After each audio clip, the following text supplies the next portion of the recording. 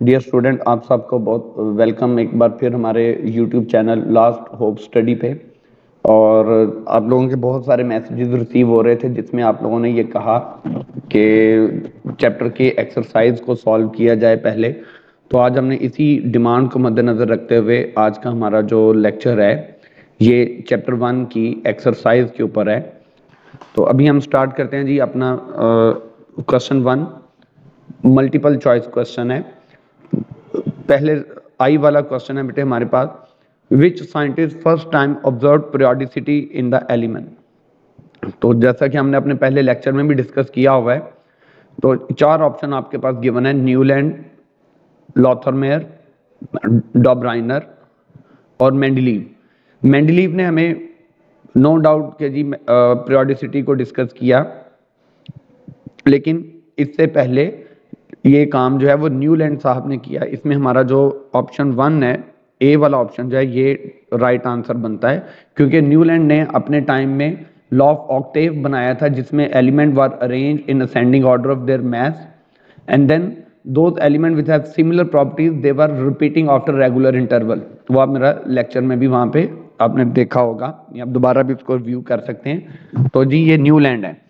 तो लॉथरमेयर ने ग्राफ बनाया था, लेकिन ये भी काम और पीरियोडिसिटी को ऑब्जर्व किया, लेकिन सबसे फर्स्ट वन जो हमने बताना है फर्स्ट ऑफ ऑल, तो that credit goes to Newland. And then next we have recognize the element if it has three electron shells, यानी उसके न्यूक्लियस के गिर्द इलेक्ट्रॉनिक शेल्स हमारे पास कितने हैं बेटे, वो 3 इलेक्ट्रॉनिक शेल्स आपको बता रहे हैं। ठीक है, जैसे मैं अगर आपसे कह दूं ये मेरे पास एटम के सेंटर में न्यूक्लियस है, उसके गिर्द 3 इलेक्ट्रॉनिक शेल, फर्स्ट शेल के, second one is L and third one is the M shell. अब जैसा कि आप जानते हो कि एक एलिमेंट के न्यूक्लियस के गिर्द जितने इलेक्ट्रॉनिक शेल होते हैं that reflect the period number of that element. इसका मतलब 3 इलेक्ट्रॉनिक शेल का मतलब है कि that element belongs to period number 3 of the periodic table. Okay, next क्या भी हमारे पास इंस्ट्रक्शन है इसमें, एन एस ब्लॉक भी है अभी, मीन्स के भी उसके इलेक्ट्रॉन एस ब्लॉक में अब ग्रुप 1 और 2 के एलिमेंट में से आ सकते हैं, and has 2 electron in the outer most shell, means के एम शेल कंटेन्स 2 इलेक्ट्रॉन। तो 2 electron means number of electron in the valence shell tells us group number of the element. So it means the element has period number 3 and group number of the element is 2, जिसमें element belong करता है। तो अब हमने भी अपने option में से देखना है कि हमारे पास कौन सा ऐसा एलिमेंट है जो पीरियड नंबर 3 और ग्रुप नंबर 2 से बिलोंग करता है। ग्रुप 2 के यहाँ पर बेटे 2 एलिमेंट कैल्शियम और मैग्नीशियम गिवन है, सोडियम पोटेशियम तो इस ऑप्शन में नहीं आएंगे because they have 1 electron in their valence shell, they belong to group 1, so our answer is magnesium, C option. Reason कि magnesium is in third period and group 2 of the periodic table. Next we have third question, which one do you think is correct about the metallic character. Metallic character के बारे में क्या कौन सी information दुरुस्त है। भी पहले नंबर पे आपके माइंड में थोड़ा सा मेटालिक करेक्टर आ जाना चाहिए कि मेटालिक करेक्टर क्या होता है, कि tendency of metal to lose electron, कि कोई मेटल जितनी आसानी से इलेक्ट्रॉन लूज कर सकती है उसका मेटालिक करेक्टर जो है वो ज़्यादा है, जो मेटल मुश्किल से करती है तो उसका मेटालिक करेक्टर कम होता है। It decreases from top to bottom, नहीं हो सकता क्योंकि अभी top to bottom we read atomic size increase करता है, शील्डिंग इफेक्ट इंक्रीज करता है और न्यूक्लियस की अट्रैक्शन कमजोर हो जाती है, आयनाइजेशन एनर्जी भी कम होती है टॉप टू बॉटम। तो metallic character can not decrease from top to bottom, it increases from top to bottom. अभी तक ये हमारा ऑप्शन है जो ठीक है, लेकिन हमने जब तक चारों ऑप्शन पढ़ ना लें तब तक हमने आंसर अपना डिसाइड नहीं करना। Remains constant from left to right in a period, तो भी एक ही प्रॉपर्टी जो पीरियड में लेफ्ट राइट कांस्टेंट रहती है वो है शील्डिंग इफेक्ट। इसके अलावा हर प्रॉपर्टी में कुछ ना कुछ वेरिएशन आती है, और अगर ग्रुप में मेटालिक करेक्टर इंक्रीज होता है तो पीरियड में डिक्रीज करता है, so it can not be the right answer as well. It increases from left to right in a period, तो इंक्रीज भी ये नहीं कर सकता क्योंकि left to right ionization energy बढ़ती है, न्यूक्लियर अट्रैक्शन भी बढ़ती है, तो इस वजह से भी हमारे ये तीनों ऑप्शन जो है ये इसमें नहीं सूट कर रहे हैं। हमारे पास B is the best option for this particular answer, so I will go with B. Which property increases as you go down a group in the periodic table? तो भी हमारे पास एक सिंपल सी बात है, ये आयनाइजेशन एनर्जी, इलेक्ट्रॉन अफिनिटी और electronegativity, ये तीनों प्रॉपर्टीज जो हैं ये हमेशा ग्रुप में डिक्रीज करती हैं और दो प्रॉपर्टीज इंक्रीज करती है, एक एटॉमिक साइज और एक मेटालिक करैक्टर, जो आपने ऊपर वाले क्वेश्चन में जिसका आंसर दिया है. So I will go with option A. Why? कि जब हम ग्रुप में ऊपर से नीचे मूव करते हैं, there is addition of successive electronic shell around the nucleus that causes valence shell to move away from the nucleus and the gap increases. Which set of the following condition result in higher ionization energy? यानी किन condition में element की ionization energy high हो सकती है? ये आप भी अपने जो आयनाइजेशन एनर्जी के फैक्टर्स पढ़े हैं उनको अपने माइंड में रिकॉल कर लें. Small size atom definitely have high ionization energy and greater nuclear charge. तो भी जिस एटम का साइज छोटा है उसकी न्यूक्लियर अट्रैक्शन भी मीन्स कि उसमें शील्डिंग इफेक्ट कम है, तो न्यूक्लियर अट्रैक्शन न्यूक्लियस की इलेक्ट्रॉन के ऊपर पकड़ ग्रिप जो है वो मजबूत होती है और इलेक्ट्रॉन को निकालना मुश्किल हो जाएगा. तो अभी तक तो भी ऑप्शन ए ही सबसे सूटेबल है. एनी हो, smaller atom with smaller nuclear charge, नहीं, nuclear charge should also be high. Larger atom with greater nuclear charge, larger atom का तो भी नहीं पॉसिबल है क्योंकि उनके लिए शील्डिंग इफेक्ट ज़्यादा होगा. जब भी शील्डिंग इफेक्ट बढ़ता है आयनाइजेशन एनर्जी में कमी होती है. Larger atom with, so I will go with B option. B is the right option for this MCQ number 5. Which of the following atom show more than one variable oxidation states? तो ये भी variable oxidation state जो है ये वही element normally show कर पाते हैं जिनके वैलेंस शेल में डी सबशेल एम्प्टी मौजूद हो. जैसे कि अगर आप सोडियम की बात करते हो तो सोडियम में तो ये नहीं पॉसिबल, सोडियम ग्रुप 1 से है और ग्रुप 1 वाले element variable oxidation state show नहीं कर सकते. They can use only S electron. Magnesium also, aluminium. तो इसमें भी फास्फोरस में आपको दिखाता हूं कि phosphorus sometime can make use of. हमारे पास जी फास्फोरस के ऐसे कंपाउंड्स हैं जिसमें आपको दिखने में आता है जी वो एक से ज्यादा ऑक्सीडेशन स्टेट शो करते हैं. जैसे we have phosphoric acid, we have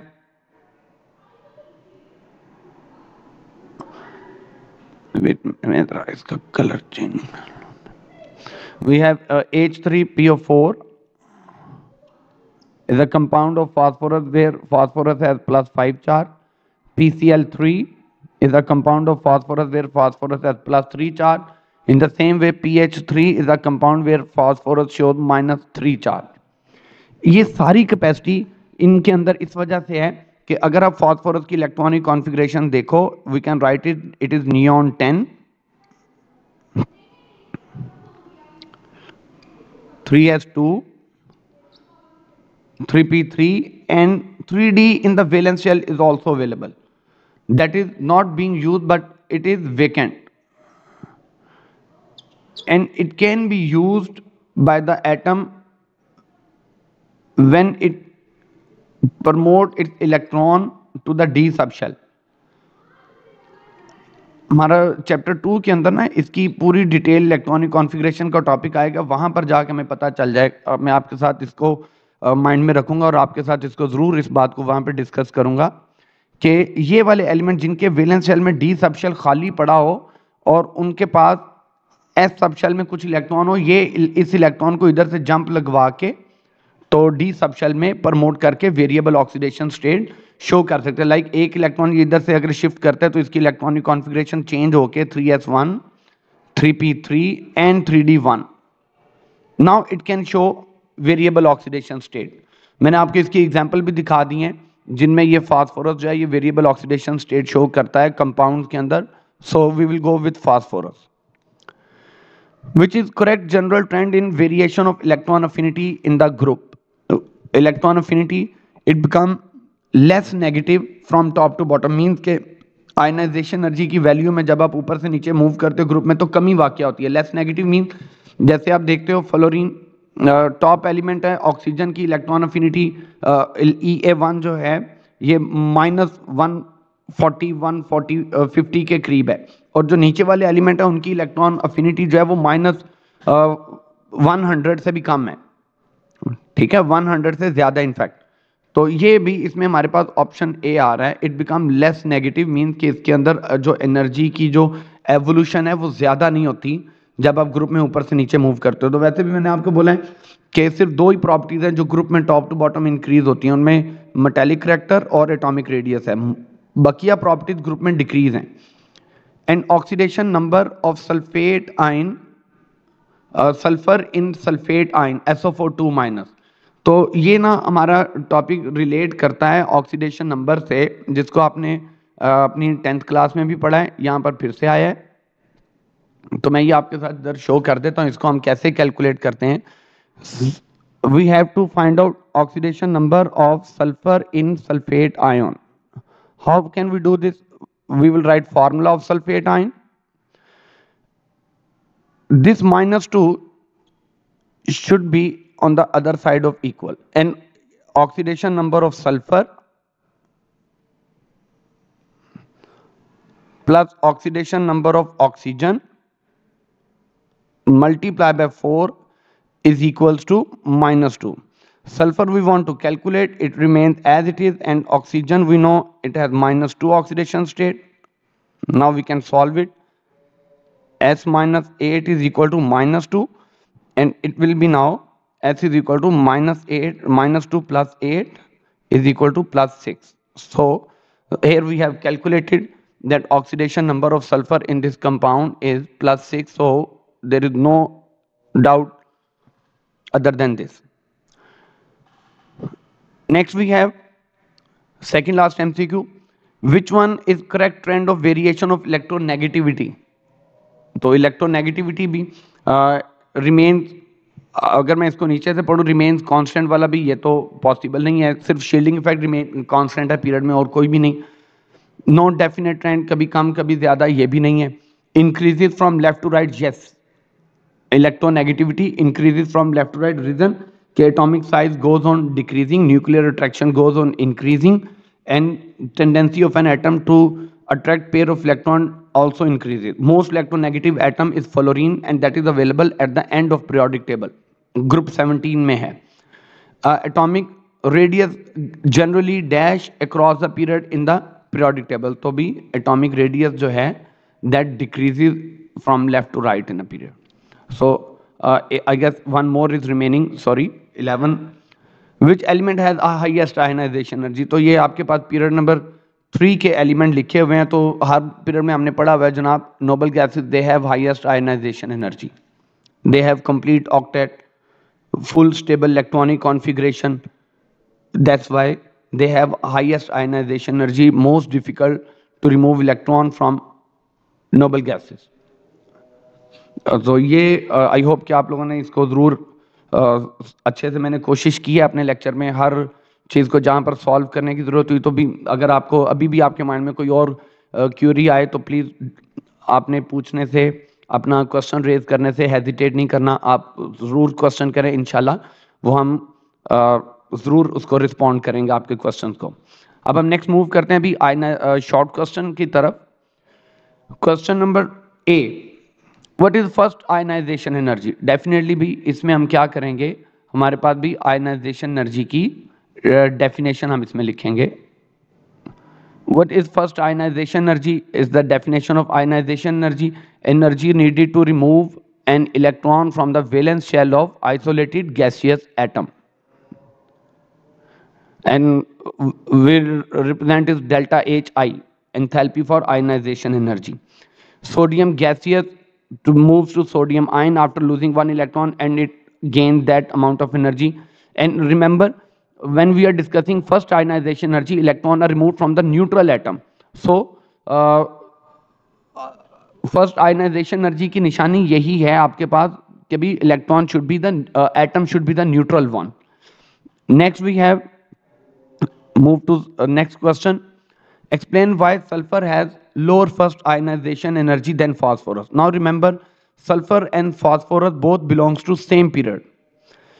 In electronic configuration of phosphorus, we write it इसका भी ना बेटे प्रॉपर आंसर जो है वो आपको नेक्स्ट चैप्टर की इलेक्ट्रॉनिक कॉन्फ़िगरेशन वाले टॉपिक में से मिलेगा। जब हम इंशाल्लाह उसको रिकॉर्ड करेंगे तो हम इस बात को उधर I will do my best कि मैं उसमें ज़रूर शामिल करूं। हमारे पास भी मैं इसकी वैलेंस शेल की कॉन्फ़िगरेशन लिख रहा हूं। In the valence shell we have for phosphorus 2 electron in S subshell and 1 electron in p subshell. P subshell contains 3 orbital px, py and pz. All contain 1. Now you can see the p subshell contain 1 electron and they are half stable. But in case of phosphorus, what happens? In p subshell we have 4 electrons. They are arranged like this: 2 electron pair up and 2 orbitals are half filled. अब यहां पर भी क्या चीज आ रही है? ये spin pair repulsion का इफेक्ट इसमें प्ले हो रहा है। आपने जो आयनाइजेशन एनर्जी के मल्टीपल फैक्टर्स पढ़े हैं उनमें से एक है कि भी ये now the orbital one orbital in the valence shell of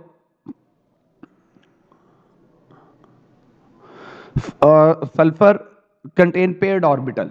तो इनके अंदर स्पिन पेयर रिपल्जन की वजह से इसकी आयनाइजेशन एनर्जी जो है वो फास्फोरस की निस्बत कम हो जाएगी। फास्फोरस के वैलेंस शेल में पी सब शेल में कोई भी स्पिन पेयर रखने वाला रिपल्जन रखने वाला ऑर्बिटल एग्जिस्ट नहीं करता। That gives it more stability and high ionization energy. While in case of sulphur there is one orbital that is paired and spin pair repulsion exists in this orbital, so ionization energy of sulfur will be less. और हमने ये भी पढ़ा है कि 50% stable है P subshell. Phosphorus के case में वहां पर एक्स्ट्रा स्टेबिलिटी की वजह से ionization energy little higher than other. Next one, why element from group 13 to 17 are called P block element? इसका सिंपल सा आंसर है, आप कोई से भी all noble gases they are P block element. आप इसकी इलेक्ट्रॉनिक कॉन्फ़िगरेशन लिख लें। We write it 1s2 2s2 and there is 2p6.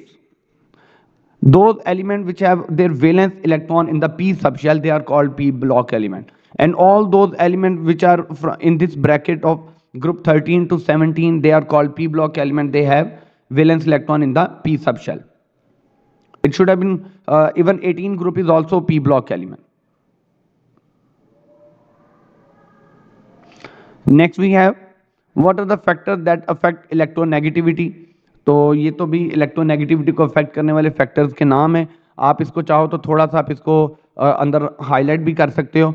Atomic radius is inversely proportional to electronegativity, mean कि small size atom have high electronegativity and large size atom will have low electronegativity, and effective nuclear charge directly proportional to electronegativity, and shielding effect again is inversely related to electronegativity. Those elements which have bigger atomic size, high shielding effect, their electronegativity value is low. What factors are responsible for increase in reactivity of alkali metal as you move down the group? तो भी हमने ये पढ़ा कि metal tends to lose electron. ये मेरे पास metal है भी, it tends to lose electron and form cation. अब क्या होता है भी, मेटल को इलेक्ट्रॉन लूज करने के लिए क्या चाहिए भी? Ionization energy. Those element which have low ionization energy, they can lose electron easily and they can form cation, and they are called electropositive as well. So the basic factor is that ionization energy value decreases from top to bottom, that causes increase in reactivity of alkali metals. Next question we have, why some of the elements show variable oxidation number while others do not? इसके लिए भी हमारे पास आ जाएगा इसमें, जैसे expanded octet rule. For example we have sulphur, sulphur shows variable oxidation state +2, even +4, +6 and -2 as well. तो ये element जो अभी इनमें एक्सपेंडेड ऑक्टेट रूल, और जिन एलिमेंट में डी सबशेल पार्टिसिपेट करता है उनमें भी वेरिएबल ऑक्सीडेशन स्टेट है और अनर्ट पेयर इफेक्ट वाले। ये 3 फैक्टर्स हैं जिनकी वजह से एलिमेंट जो है वो वेरिएबल ऑक्सीडेशन स्टेट शो करते हैं, और इनमें इलेक्ट्रॉनिक कॉन्फ़िगरेशन में भी समटाइम बदलाव आ जाता है। वो हम इंशाल्लाह हमारे बुक में चैप्टर 3 में और 2 में इस टॉपिक के बारे में डिटेल है, हम इंशाल्लाह उधर इसको अच्छे से डिस्कस करेंगे। Identify the element which is in period number 5 and group 15। तो इसमें भी सिंपल सी बात, group 15 means that element has 5 electron in the valence shell. Period number 5 आप ड्रॉ कर लोगे, ये न्यूक्लियस के गिर्द we can have period number 5 indicate it has 5 circle around the nucleus, K L M N O, and the one more O shell, and 5 electron it means के इस element का भी ग्रुप नंबर 15 है और period number 5 है, तो आप इसको पीरियोडिक टेबल में हम इसे सर्च कर लेंगे, it will be antimony SB। जी स्टूडेंट, अब हम मूव करते हैं अपने नेक्स्ट क्वेश्चन की तरफ। Question number 8। Question is that why oxide of sodium and magnesium are more ionic in than that of oxide of nitrogen and phosphorus. इसका हमारे पास जो सबसे सिंपल और इजी आंसर है जो आपने अपनी बुक में पढ़ा है, हमने ये पढ़ा कि किसी भी बॉन्ड के अंदर percentage of ionic character add होता है with the increase in delta EN। Delta EN means difference of electronegativity of two bonded atom. ये डेल्टा EN जो है ना भाई, ये हमारे पास डिसाइड करता है कि एटम का बॉन्ड जो है वो कोवेलेंट होगा या किस नेचर का होगा। हमने ये भी अपनी बुक में पढ़ा कि अगर दो एटम में डेल्टा EN 0 की इक्वल होगा, अगर दो एटम के दरमियान delta EN means electronegativity difference, if it is equals to 0 then a bond will be purely covalent.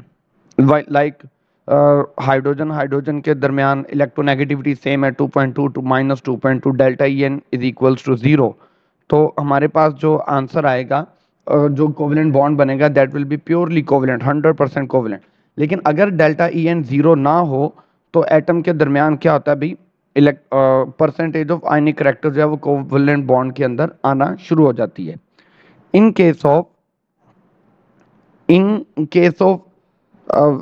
Case when oxygen is bonded with sodium and magnesium, अब sodium और magnesium की electronegativity लो है, like sodium है 0.93 and oxygen है 3.44। आप delta EN calculate करोगे 3.44 minus 0.93, तो delta EN की वैल्यू आ गई आपके पास। In the same way for magnesium has electronegativity 1.31। आप बेटे इसको जब कैलकुलेट करोगे तो ये भी delta EN will be high.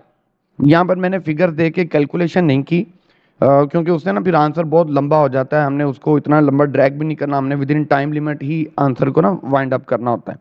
तो here it suggest that when oxygen is bonded with metals like sodium, potassium, magnesium, calcium, delta EN is going to be very high, and then that will introduce percentage of ionic character in the covalent molecule.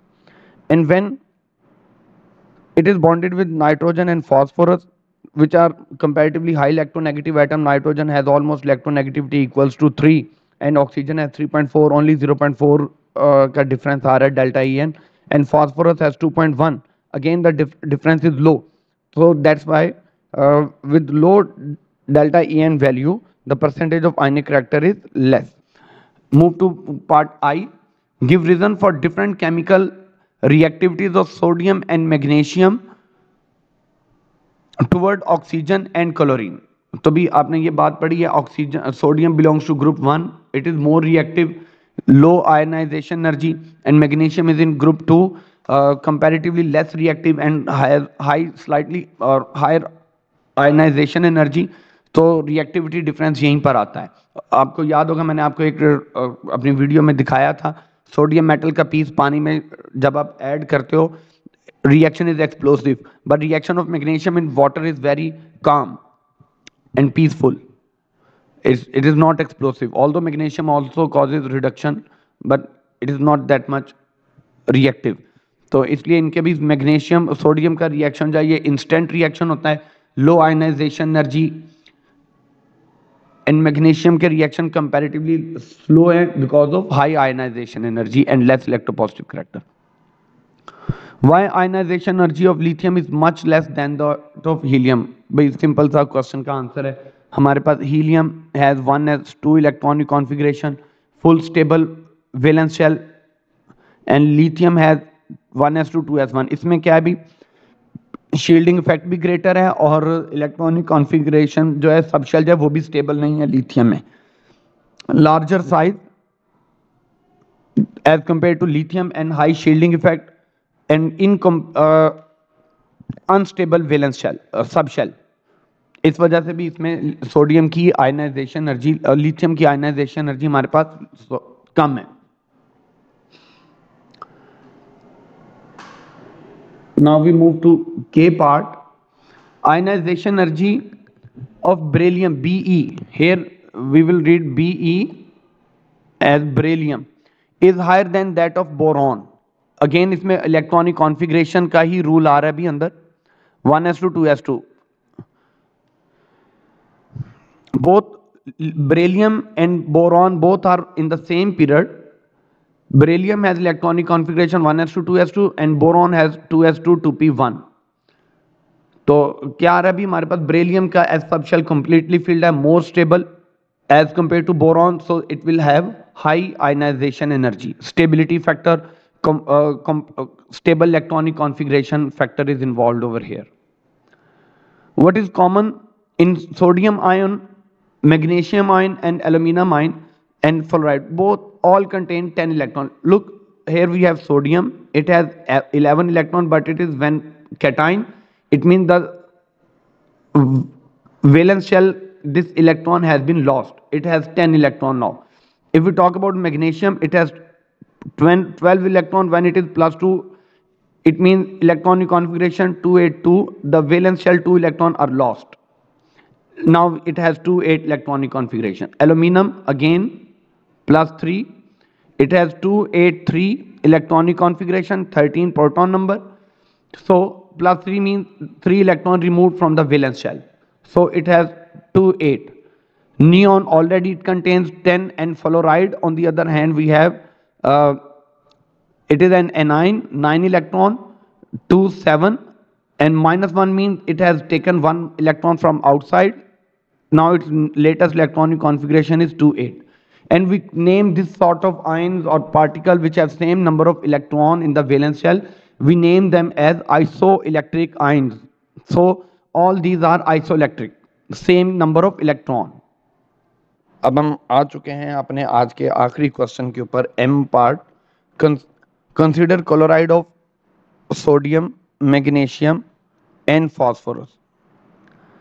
और अब हमने क्या करना है भी, इनकी chemical nature के बारे में बताना है कि NaCl सोडियम क्लोराइड जो है ये न्यूट्रल है, MgCl2 मैग्नीशियम का जो क्लोराइड है ये भी ऑलमोस्ट न्यूट्रल है, very slightly acidic but we call it as neutral. और chloride of phosphorus PCl5 is acidic in nature. देखिए ये भी हमारी बुक में चैप्टर 1 के लास्ट टॉपिक से रिलेट कर रहा है, ये वाला हमारा शॉर्ट क्वेश्चन। इसमें यह है कि when we dissolve NaCl in water it dissociate to produce sodium ion and the chloride ion, and none of these is going to interact with water. यानी ये हमारे पास हाइड्रेशन है, हाइड्रोलिसिस नहीं है। इसमें NaCl पानी में डिसॉल्व हो गया, but there is no change happen to the water molecule, water is still in the form of H2O, it doesn't break। तो इस वजह से जो हमारा सोल्यूशन है उसकी pH 7 के इक्वल है और ये न्यूट्रल है। MgCl2 weakly acidic, when MgCl2 dissolves in water it produces magnesium ion and chloride ion। magnesium ion slightly hydrolyzes water, के थोड़ी सी अमाउंट में ये पानी को हाइड्रोलाइज करते हैं कि हमारी pH जो है ये ड्रॉप होकर 6.5 पे आ जाती है। तो अगेन हम इसे न्यूट्रली काउंट करते हैं because a very minor change in pH। And then when we dissolve chloride of phosphorus in water it dissociate and also it is actually hydrolyzed। ये पानी के अंदर ब्रेक हो जाता है और पानी को भी ब्रेक कर देता है, और as a result of that hydrolysis we get phosphoric acid and hydrochloric acid, and these HCl you know is a strong acid, और इसकी वजह से pH के अंदर ड्रॉप ड्रॉप आउट हो जाता है कि पीएच जो है वो 4 से भी नीचे, 3 से भी नीचे जा सकती है डिपेंडिंग अपॉन द कॉन्सेंट्रेशन। तो इस वजह से भी ये हमारे पास जो क्लोराइड है फास्फोरस का, that is are acidic chloride. Okay बेटे, that's all we have for you today. आप हमारी इस वीडियो को ज़रूर देखिएगा और इसके बारे में अपनी राय का इजहार भी कीजिएगा, और मज़ीद भी आपके जो भी क्वेश्चन हो कमेंट सेक्शन में ज़रूर पूछिएगा। इंशाल्लाह हम उसके ऊपर भी ज़रूर रिकॉर्ड करके या आपको थ्रू मैसेज आपको इंशाल्लाह आपके क्वेश्चन के आंसर करेंगे। Thank you, so nice of you being with us, have a nice day, अल्लाह हाफिज़।